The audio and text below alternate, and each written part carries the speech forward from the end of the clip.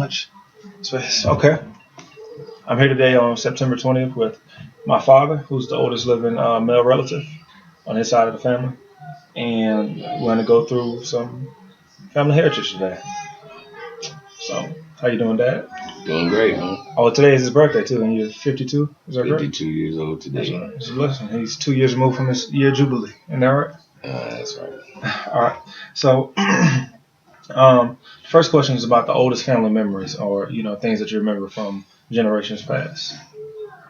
I think I remember most growing up.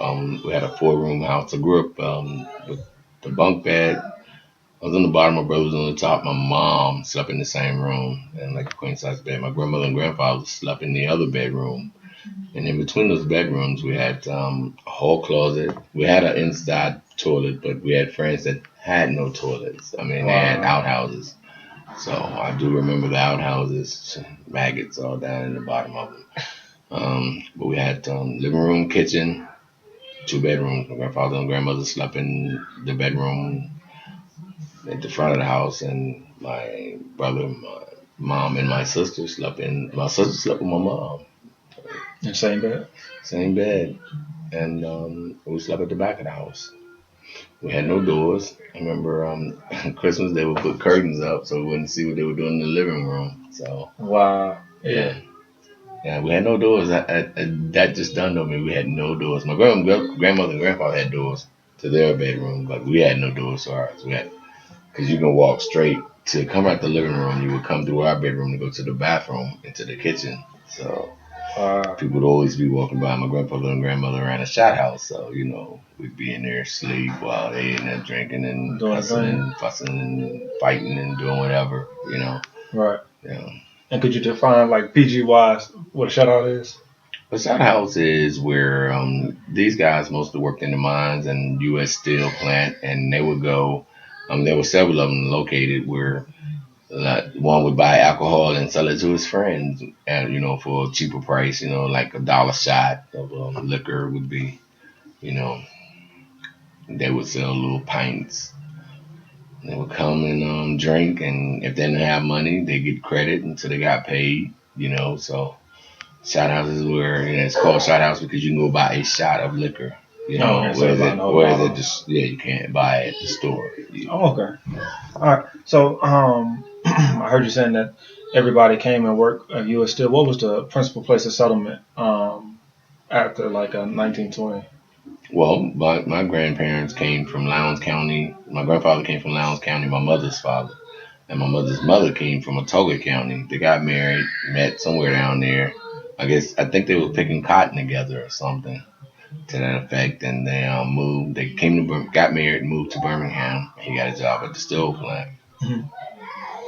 Okay, so you said that they picked cotton, and then they also did U.S. Steel. Well, they picked cotton where they were from, which is Lowndes County and Ottawa County, and they wound up moving to Birmingham and settling in Westfield. Westfield is no longer even a community, but it was right there by the plant, and they had houses back then that they would set up for the workers, and they charged them rent out of their check. So they built houses in there so that if you didn't have a car or whatever, and these were people who moved from like the rural areas, right. And they came up and even had a commissary, so you didn't have to go anywhere. You didn't need a car. Everything was set up. The housing, where you bought grocery at and everything. Okay, yeah, and that was something that went on all throughout the nation, where they had like different communities that were built for the manufacturers, which had the schools and the grocery stores and everything like that, so that the workers could. Work with access. So let's see.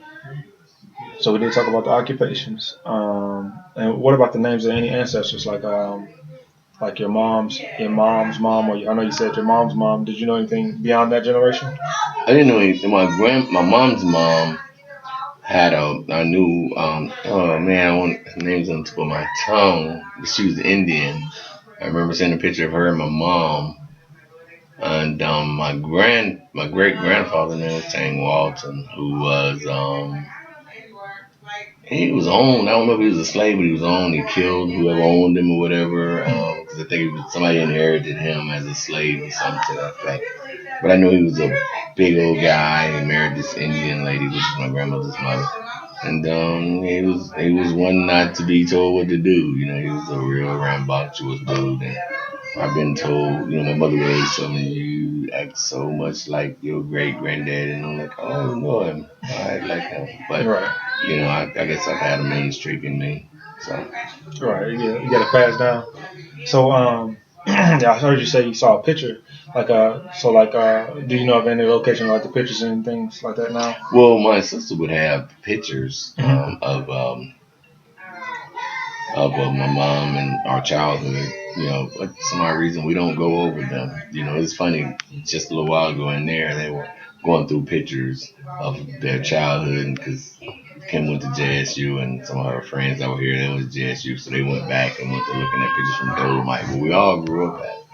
And I thought it was interesting, how people had, but I don't have no documentation. I guess that's why I take pictures now on my phone and stuff of the moments I have like this, or with my kids, my grandbabies, because I didn't want to lose it, to create memories to be able to keep. And it's funny, Nico, when he comes over, every time he see the phone, he think about when to Atlanta. He's like, let me see the airplane, Papa. Wow, at the airport. So, for me, that lets me know that he remembers something that we did, and him being 3, you know what I'm saying, to be able to carry that on. I remember my granddad and I, we all went to Atlanta and we stayed in a hotel right on the runway, Wow, and we yeah. saw airplanes just coming and going. And he has access to that memories because of the pictures and stuff like that. Right. Cool. So what about any known celebrities, politicians, or public figures? Do you know of any in the family? Well, the only story that I knew was my grandmother's first cousin was Wilson Pickett. Okay. Sang, he was an actor and singer.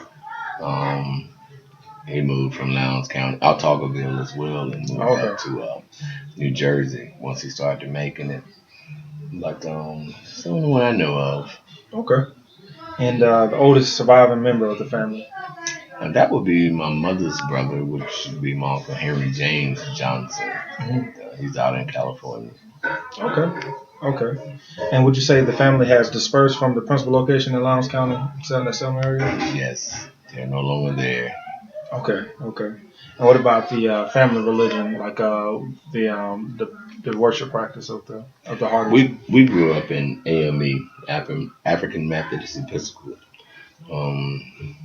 Small church, probably about 100 members. Wow, yeah. Where everybody knew you. I remember in the 5th grade, I got in trouble. My pastor came and got me back in school. He came to talk to me. My mother, she thought I was getting a little out, a little bad. So she decided to have the pastor who had an impact on my life, had him to discipline me. And, even to this day, he's about 80-something years old. And if I call him, he said, Terry, what you doing? What I mean? Call him and automatically just know my voice. So then it just, we just had that kind of connection, And so growing up in that church, it taught us a lot about integrity and morals and values. So yeah, AME. All right, so the church was a big deal. Yes. Yeah. Okay.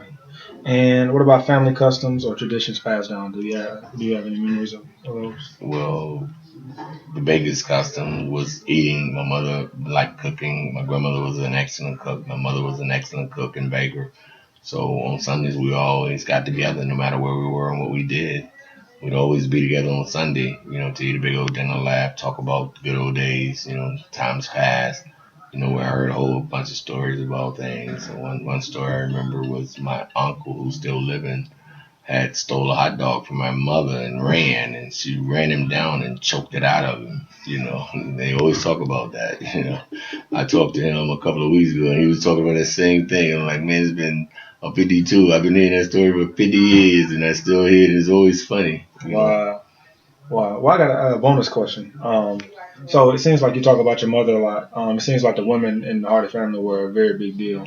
Well, in actuality, the women were Johnsons. Now, I'm a Hardy, but I grew up in the Johnson family, so the women were. I was raised basically by women. My dad, who's a Hardy, never really raised me. He never really, the conversation we're having right now is longer than any conversation I ever had with my dad, ever. Okay. Well, again, like I said, it's September 20th, and I'm here with my father, who's turned 52 today. So it's a blessing upon a blessing. And this will be my project for History 300. Thank you. 52. Appreciate it.